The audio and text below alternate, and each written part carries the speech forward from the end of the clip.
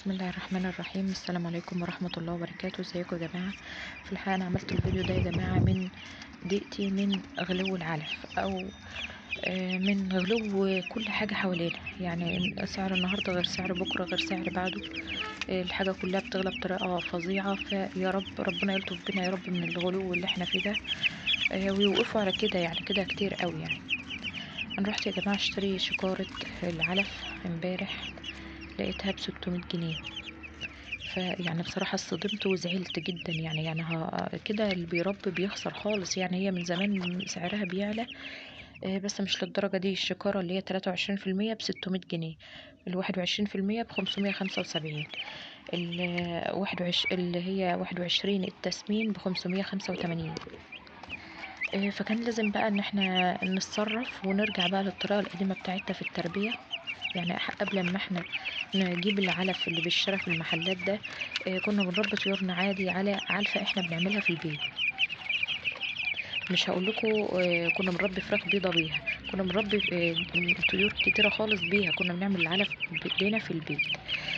فوالله يا جماعة أنا لما عملت العلف ده والله أكن حطيت يعني حطيت فتح للشهية للفراخ. أنا مش مصدقة الفراخ بتنحت في الأكل إزاي. يعني أنا عملت الفيديو ده امبارح، والنهارده طلعت لقيتهم يعني مسحين ونحتين الأكل نحت، يعني طعمه محبب جدا ليهم خالص وفتح شهيتهم بطريقة رهيبة. يعني إن شاء الله أصورهم لكم بكرة. الحصلة بتاعتهم ما شاء الله، يعني واكلين بطريقة، يعني ما شاء الله ما شاء الله. طبعا يا جماعة أنا مش هضحك عليكم مثلا وأقول لكم أنا ما حطيتش نسبة علف من اللي بره، لأ لازم تحط نسبة علف، لأن بيبقى في مكونات إحنا هنعجز إن إحنا نجيبها، مش هنعجز أو مش هنعرف المكان اللي بيتباع فيها. كمربين يعني في البيت وفي المنازل مش هتعرفي تجيبي بعض المكونات اللي في العليقة دي، فاحنا هنعوض النقص في العلفة اللي احنا بنعملها بالعلف اللي احنا هنشتريه. بس بدل ما نشتري شكارة هنشتري نص، بدل ما كنا بنشتري شكارتين هنشتري شكارة. يعني هنقلل خالص استهلاك العلف. وبسم الله ما شاء الله، بسم الله ما شاء الله. يعني مش عايزة اقول لكم الفراخ واكلينه ازاي. وطالما انت بتقدمي نسبة علف فما تخافيش خالص ان الاوزان تنزل معاكي.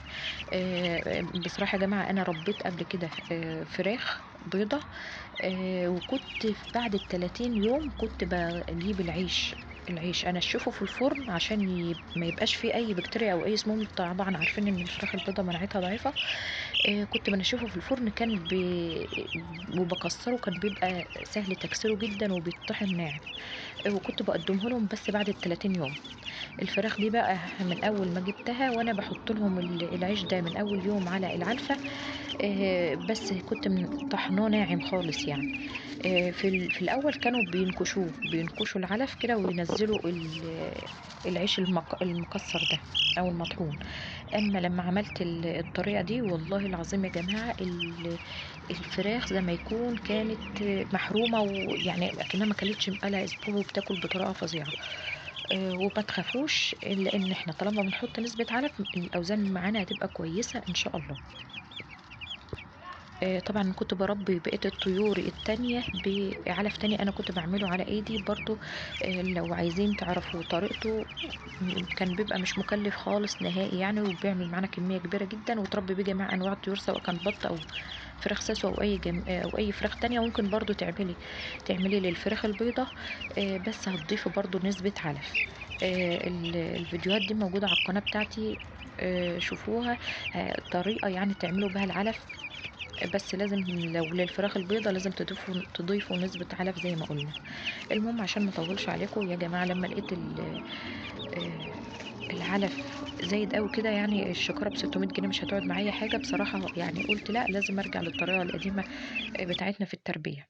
فجيت دلوقتي بقى عملت ايه؟ جبت حلة وحطيت فيها مية وعيش وبواقي الرز اللي باقية عندي من الأكل، وحطيتها على النار تغلي. هي ما خدتش حاجة عشان ما تقولوش مثلا الغاز، يعني هي هتحط شوية مية صغيرين، يعني مش هتاخد 3 دقايق وهتكون غلت خلاص. فاحنا مش هنوفر في العلفة ونبوظ في الغاز يعني، لا.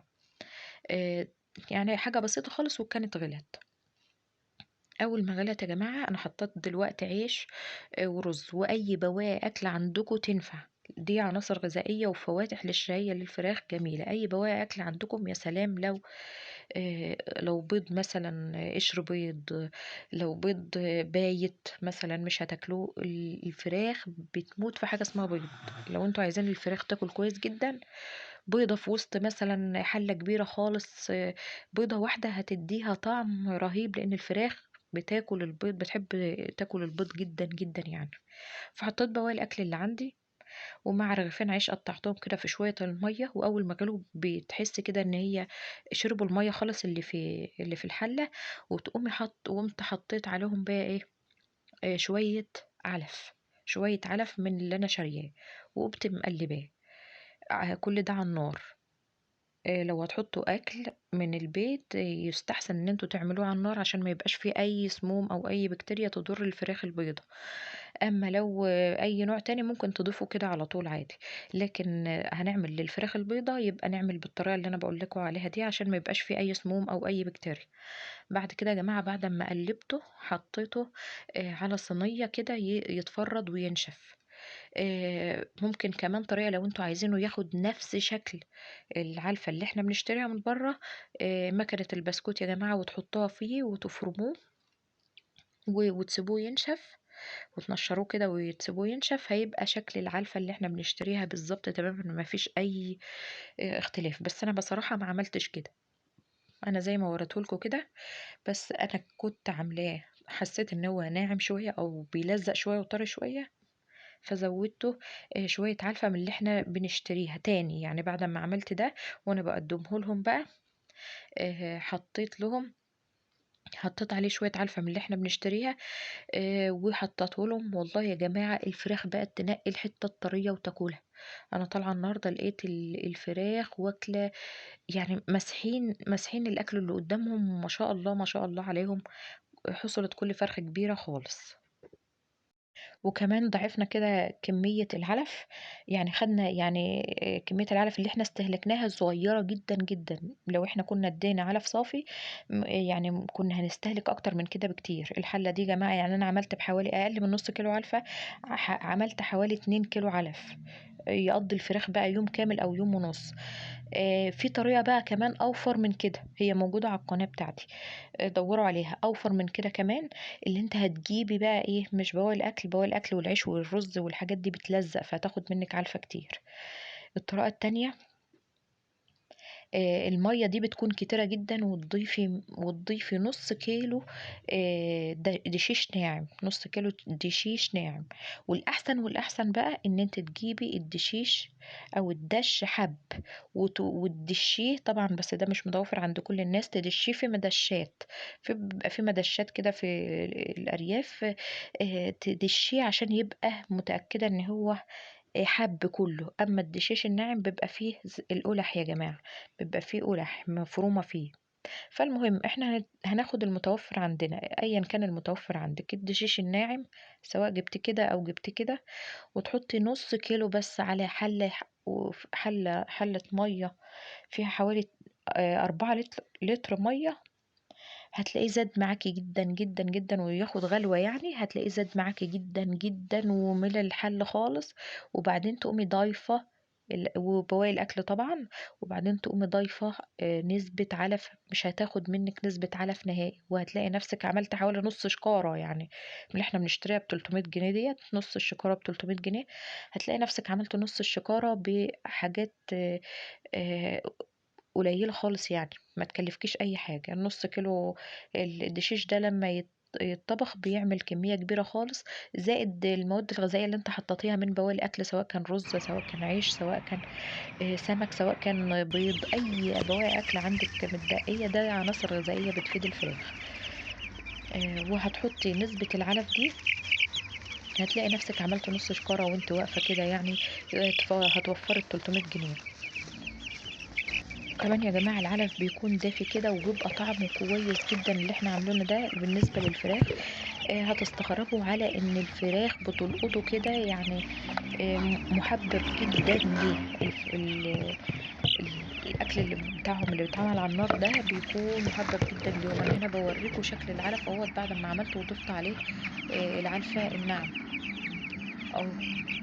والله يا جماعة الفراخ انا مش مصدقة، ما شاء الله ما شاء الله، بينحتوا فيه نحت كده. والله عايزاكم تجربوا الطريقة دي، يعني مش هتوفر معاكم جامد جدا، يعني هتلاقوا نفسكم عملتوا بيه نص كيلو علف، حوالي 2 كيلو ونص علف، وهيقعد معاكم مدة كبيرة. بس بأكد عليكم برضو يا جماعة تاني ان لازم يكون في نسبة علف ولو قليلة، لان فيها مواد كتير، آه، فيها مواد كتير مش هنقدر نجيبها يعني. كمان يا جماعة في طرق تانية ممكن اجيب لكم مكونات العلف وازاي نعمل العلف من اوله لاخره، بس ده طبعا لو هتعرفوا تجيبوا المكونات دي منين او قريبة ليكوا ولا لا. طبعا انا هنا بوريكم ان هما الاول كانوا بينكشوا العلفة عشان يشيلوا العيش وينقضوا العلفة الناعمة. اما الطريقة اللي انا عملتها دي يعني بيدوروا على الحتت اللي هي الطرية وبياكلوها، وما شاء الله جايب معاهم نتيجة جدا. يا رب اكون فدتكم وتنفع معكم الطريقة دي.